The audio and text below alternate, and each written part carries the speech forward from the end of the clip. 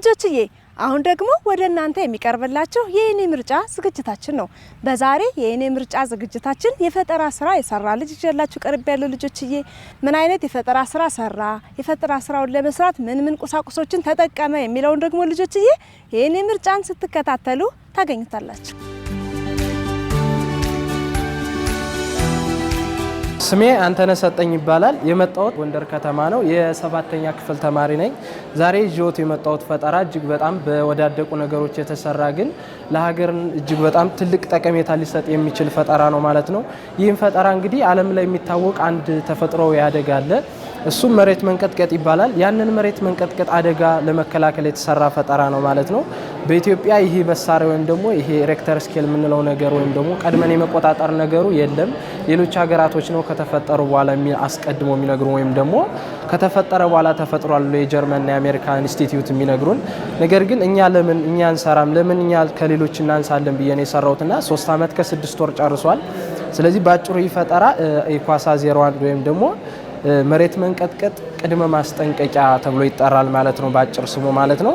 ስለዚህ ይህ ፈጠራ የሆነ ቦታ ላይ መሬት መንቀጥቀጥ ከመፈጠሩ በፊት ከ3 ደቂቃ በፊት ማለትም ከ3 ደቂቃ በፊት ቀድሞ በመደወል ወደ ስልካችን ድምጽ በመላክ ማለት ነው መረጃ በመላክ እንድንጠነቀቅ ያደርገናል ማለት ነው። ይህም ስንል ለምሳሌ ህይወታችን አላግባብ አደጋ ላይ እንዳይወድቅ ወይም ደግሞ ህንጻ ውስጥ ህንጻ ፍርስራሽ የተለያዩ ጉዳት እንዳያደርስና ሞት እንዳያስከትል ያደርጋል ማለት ነው። እና በሌሎች ሀገራቶችም ጋር ሲነጻጸር አዲስ ሪከርድ ይዟል። በመጠን በጣም ትንሽ ነው እና በጣም ቀለል ያለ ነው። የቴሌኔትወርክን ይጠቀማል። ስለዚህ በቀላሉ እንደ ምሳሌ አድርጌ ላስረዳችሁ። ለምሳሌ ይህ ፈጠራ አፋር አካባቢ እንደቀበር ነው እናስብ። አፋር አካባቢ ነው የቀበር ነው። ይህን ፈጠራ ለምሳሌ በቃ ተቀብሯል 500 ሜትር ርቀት ላይ ተቀብሯል ብለን እናስበውና ይህን ጠረጴዛ በመንካት ንዝረት እንዲሰማው በማድረግ መሬት መንቀጥቀጥ መፈጠሩ ወይም ደግሞ ንዝረት መሰማቱን ደውሎ ለኛ መረጃ ልኮ ተጠንቀቁ ማለት አለበት ማለት ነው። ይህ የሚሆንበት የኔትወርክ ፍጥነትና የተለያዩ ነገሮች ሲፈጠሩ ነው ማለት ነው። ስለዚህ በፕራክቲካል እናየዋለን። ይህን ጠረጴዛ ቀስ አድርጌ ነካዋለሁ፣ ትንሽዬ ንዝረት እንዲሰማው አደርጋለሁ። ስለዚህ የማሽን ምን ማድረግ አለበት ማለት ነው፣ ቀጥታ በኔትወርክ አማካኝነት ወደ ስልኬ ደውሎ በፍጥነት ተጠንቀቁ፣ እንደዚህ አይነት አደጋ ተፈጥሯል፣ 3 ሰከንዶች ተፈጥሯል፣ 3 ደቂቃ አላችሁ። ስለዚህ በ3 ደቂቃ ውስጥ ካላችሁበት ቦታ ውጡ፣ ራሳችሁን አስጠንቅቁ ይላል ማለት ነው። ስለዚህ እዚህ ጋር እንደምታዩት ማለት ነው ስልክ አለኝ። አሁን ኦን አረጋዋለሁ፣ ከኔትወርኩ ጋር ይገናኝልኛል ማለት ነው። ከኔትወርኩ ጋር አሁን ቀጥታ አገናኘዋለሁ ማለትም ቴሌኔትወርክ ጋር አገናኘዋለሁ። ስለዚህ አሁን ተመልከቱ በደንብ ጠረጴዛውን ልነካው ነው፣ ንዝረት እንዲሰማው ላረገው ነው። ከዛ በኋላ መረጃውን ልኮ ማለት ነው እኛን ማስጠንቀቅ አለበት ማለት ነው። ስለዚህ በደንብ ተመልከቱት።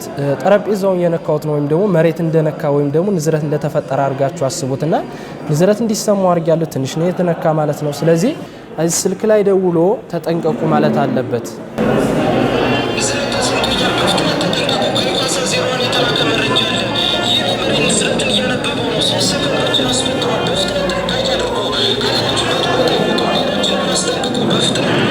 ስለዚህ በዚህ መልኩ መረጃ አቀብሎናል ማለት ነው እና ፍጥነቱ በዚህ መልኩ ነው ማለት ነው። ይህ ፈጠራ ከ3 ደቂቃ በፊት ማስጠንቀቁ ህንጻ ውስጥ ያሉ ሰዎች በተለይ ከፍተኛ ግራውንድ ላይ ብንሆንም ከፍተኛ ቦታ ብንሆንም ህይወታችን ማትረፍ እንችላለን። ሀያላን ሀገራን አሜሪካን የሰራችው እንኳን ቀድሞ ማስጠንቀቅ የሚችለው ከ1 ደቂቃ በፊት ነው። 1 ደቂቃ ምናልባት ህንጻ ላይ ያለን ሰዎች ላንወጣ እንችላለን። 1 ደቂቃ ማለት እጅግ በጣም ትንሽ ነው። በሌላ በኩል አሜሪካ ሪከርድን ማንም አይሰብረው ወይም ደግሞ እንደኛ ማንም አይሰራም እየተባለ ስለነበረ ነገር ግን ያውን እኔ ፕሮፌሰሮችም አረጋግጠውታል ፊዚክሱን ማለት ነው ወደ 3 ደቂቃ ተሻሽሎ ማለት ነው አሁን ሪከርዱን ይዞታል ማለት ነው። በመጠንም እንደምታዩት ትንሽ ነው። ያው በ3 ደቂቃ ውስጥ መስራት የምንችለው ብዙ ነገር አለ። ምናልባት እቃችንን ማትረፍ የምንችልበት አጋጣሚ ይፈጠራል። ይጠቅማል የምንለውን ነገር በ1 ደቂቃ ውስጥ ግን ምንም ነገር ማድረግ እንችላለን ብዬ አላስብም።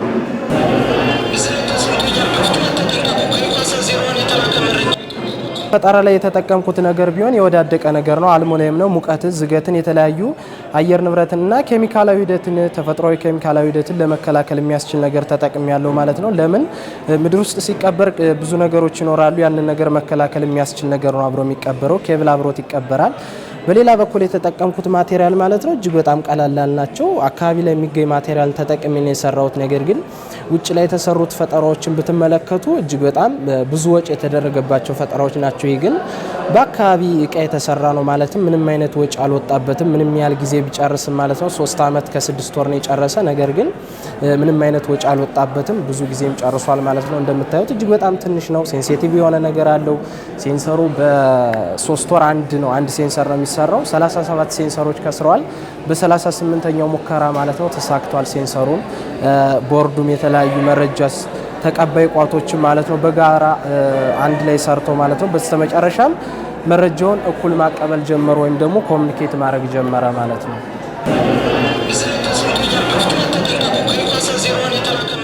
በጣም ጠንካራ ናት ማለት ነው። የተሰራበት አልሙኒየም ወይም ደግሞ ኮፐር ፋይበር የምንለው ፓርት ነው። እንደምታዩት ስሙም አለ። የተለያዩ ነገሮች ውጫዊ ፓርት ላይ ያሉ የሚገኙት ይህ አንቴና ነው። ኔትወርክ እንጠቀምበታለን። ይሄ አንቴና ማለት ነው በሌላ በኩል ኔትወርክ ለማስተላለፍ የተሰራ አንቴና ነው እና እጅግ በጣም ጠቃሚ የተባለ ፓርት ነው። ሴንሰሩ የሚገኘው እዚህኛው ፓርት ላይ ነው። ሌቭል 99% ሌቭል መሆን ያለበት እዚህ ጋር ስለሆነ እነዚህ ደግሞ አጋዥ ሴንሰሮች የምንልበት ይገኛል።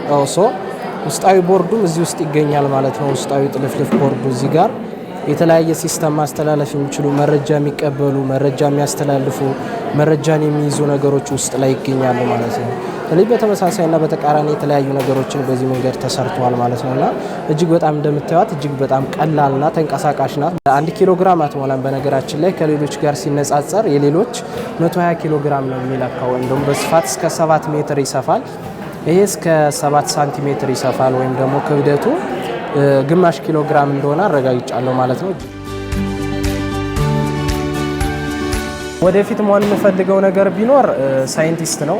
ካሁንም ጀምሬዋለሁ ማለት ነው። ለሀገራችን እጅግ በጣም ትልቅ ሳይንቲስት መሆን እፈልጋለሁ። ለሀገራችን ብዙ ታሪክ የሰራ ሳይንቲስት፣ ሀገሩን ያሳደገ ሳይንቲስት መባል እፈልጋለሁ። ይሄንም ጀምሬያለሁ።